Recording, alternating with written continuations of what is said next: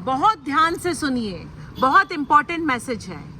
आज के दिन डॉगिटाइजेशन आप सबको इस विषय पर जागरूक करना चाह रहा है कि जो मैटर चल रहा है इस समय सुप्रीम कोर्ट के अंदर, जहां पर बेजुबानों के लिए फीडिंग पॉइंट के आदेश दिए गए हैं कोर्ट द्वारा, तो इस पर्टिकुलर आदेश के चलते उत्तर प्रदेश सरकार के प्रधान सचिव जी ने एक लेटर जारी करा था जो 5 सितंबर 2025 की डेट का है। उस लेटर के अंदर लिखा गया है कि भारतीय श्वानों के लिए फीडिंग पॉइंट्स बनाए जाएं, भारतीय श्वानों का टीकाकरण करा जाए, भारतीय श्वानों के लिए नसबंदी के केंद्र खोले जाएं, भारतीय श्वानों के लिए गए एनिमल बर्थ कंट्रोल रूल 2023 का पालन करा जाए। तो ये जो लेटर जारी हुआ है ना, ये 5 सितंबर 2025 को हुआ है, जबकि एनिमल बर्थ कंट्रोल रूल 2023 में आ गए थे। 10 मार्च 2023 में एनिमल बर्थ कंट्रोल रूल्स आ गए थे। बात ये है कि जब रीमा शाह जी का जब सुप्रीम कोर्ट के अंदर मैटर गया है, इसी के चलते उत्तर प्रदेश सरकार को ये लेटर जो जारी करा है 5 सितंबर वाला, ये जारी करना पड़ा क्योंकि अब मामला कोर्ट में है। उनको कोर्ट के अंदर में सरकार को अपनी तरफ से बताना पड़ेगा कि भाई आप क्या कर रहे थे, तो ये कागज दिखाया जाएगा कोर्ट में। तो यदि आप उत्तर प्रदेश सरकार को थैंक्स बोल रहे हैं तो आपको एक्चुअली थैंक्स तो रीमा शाह को करना चाहिए। आपको पता है रीमा शाह जी पिछले 2 साल से भारतीय श्वानों के साथ में हो रही बर्बरता, उनके साथ हो रही क्रूरता के लिए सतत प्रयासरत थी। उनके 5 बार पानी के कुंड तोड़े गए थे सोसाइटी के प्रेसिडेंट ने। कितनी बार? 5 बार। तो 5 बार पानी के कुंड तोड़े, उसके बाद खाना खिलाने को रोज की रोज लड़ाइयाँ होती। उसके चलते उन्होंने ये डिसाइड करा कि अब तो बहुत हो गया। और जब बार बार जब इनको मारे पड़ रही थी, उसके बाद में क्रूरता हो रही थी, इनको भोजन पानी से वंचित रखा जा रहा था, और ये देख करके जब रीमा शाह जी ने दृढ़ निश्चय करा कि अब बहुत हो गया, इन जीवों को मैं न्याय दिलाकर रहूंगी, और उसके बाद में वो इलाहाबाद हाई कोर्ट में इस विषय पर कोर्ट केस में गए। राहुल महोद जी उनके वकील और रीमा शाह जी स्वयं। सोचिए आप, नोएडा दिल्ली से उठ करके इलाहाबाद हाई कोर्ट जाना कोई मजाक है?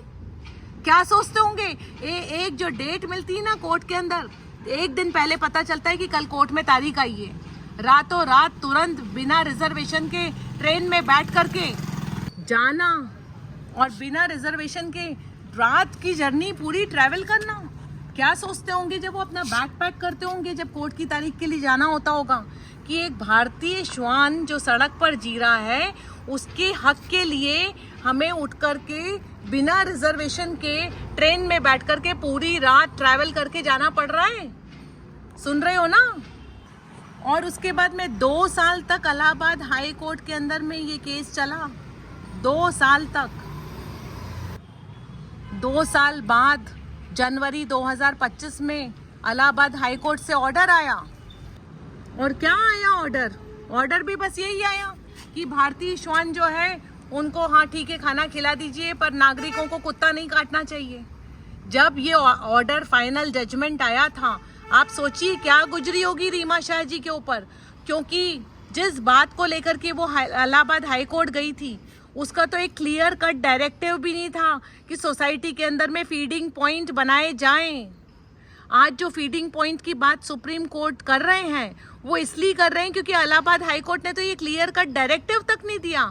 और आपको बता दें कि जनवरी 2025 में इलाहाबाद हाई कोर्ट ने ऑर्डर दे दिया था, फाइनल निर्णय दे दिया था, जजमेंट दे दिया था। और जनवरी 2025 के बाद में आज सितंबर 2025 तक उस सोसाइटी के अंदर में फीडिंग पॉइंट नहीं बनाए।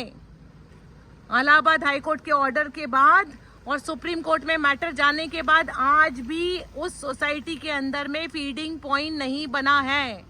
तो आप लोग ये जो प्रधान सचिव द्वारा लेटर लिखे जाने पर आप उन्हें धन्यवाद दे रहे हैं और आप उत्तर प्रदेश सरकार को धन्यवाद दे रहे हैं, तो आपको एक्चुअल धन्यवाद तो रीमा शाह जी का देना है, क्योंकि ये केस ही है रीमा शाह बना वर्सेस यूपी गवर्नमेंट।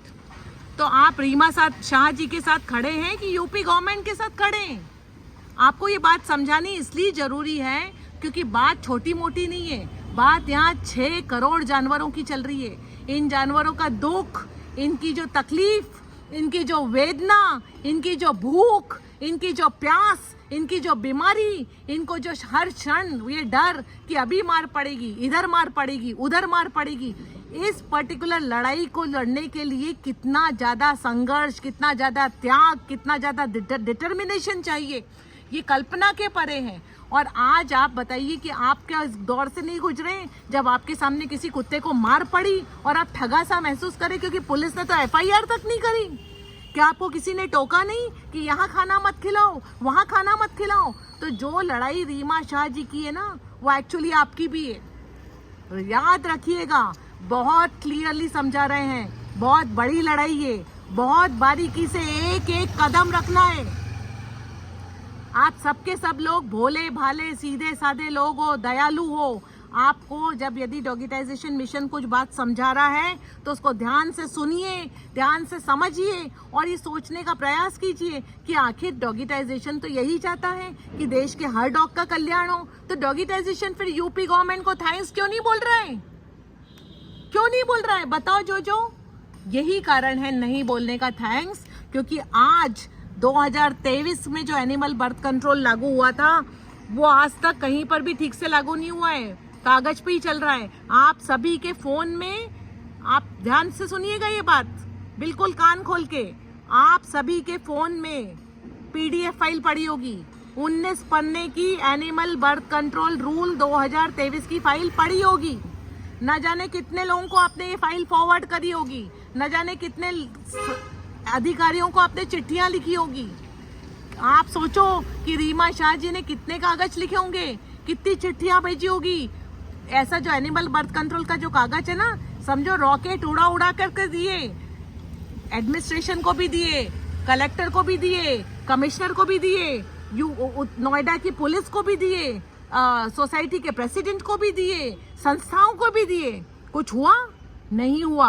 आपने भी दिए होंगे, कुछ नहीं हुआ होगा। आपको इसलिए समझा रहे हैं कि थैंक्स बोलना है तो सही इंसान को बोलो, जो आज इस मैटर को यहाँ तक लेकर आ चुका है कि आज देश की जो हर प्रदेश की जो चीफ सेक्रेटरीज हैं उनको ये लेटर लिखना पड़ेगा कि भारतीय श्वानों के साथ में सम्मान का व्यवहार करिए, भोजन खिलाइए, पानी पिलाइए, फीडिंग पॉइंट्स बनाइए। ये फीडिंग पॉइंट्स का जो बात है ना, ये ऐसा नहीं कि सडनली सरकार को कोई कुत्ता प्रेम आ गया है, ये इसलिए है क्योंकि सुप्रीम कोर्ट के अंदर में मामला चल रहा है। तो please pay attention to what digitization is saying, क्योंकि हम यहाँ पर जो लड़ाई लड़ रहे हैं ना, वो 6 करोड़ जानवरों के लिए लड़ रहे हैं। बहुत सोच समझ करके बोल रहे हैं, एक एक शब्द बोलने से पहले सोचते हैं और फिर बोलते हैं। तो ऐसे हवा में किसी को थैंक्स मत दीजिए और डॉगिटाइजेशन मिशन को एक एक इंसान तक पहुंचाइए, क्योंकि अभी तो बात शुरू हुई है, एंड तक जानी बाकी है।